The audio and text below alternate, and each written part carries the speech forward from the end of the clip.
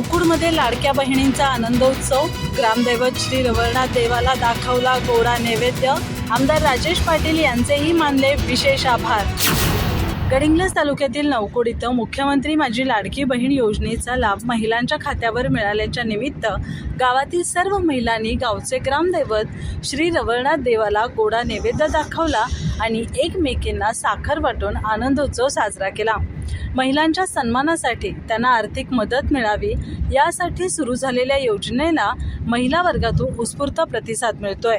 या योजनेतील नोंदणीकरिता आवश्यक कागदपत्रांच्या अटी सीमा भागातील बहिणींना अडचणीच्या ठरल्या होत्या।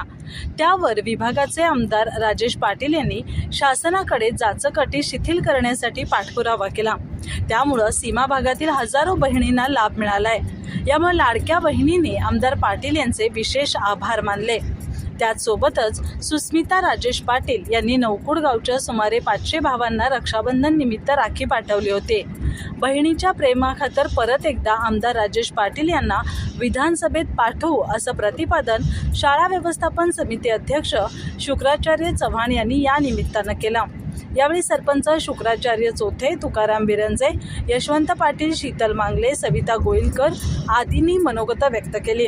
सुवर्णा गोसावी, कविता मांगले, सुरेखा गोईलकर, राजेश्री मांगले, रोहिणी मांगले, शांता नाईक, रेखा बिरंजे, मंगल मांगले, रेश्मा परीट, प्रभावती गोईलकर, लता गोईलकर, अक्काताई पाटील, लक्ष्मी दरेकर, सुजाता कोरे आदींसह गावातील सर्व बचत गटातील महिला, अंगणवाडी सेविका, मदतनीस महिला मोठ्या संख्येनं उपस्थित होत्या।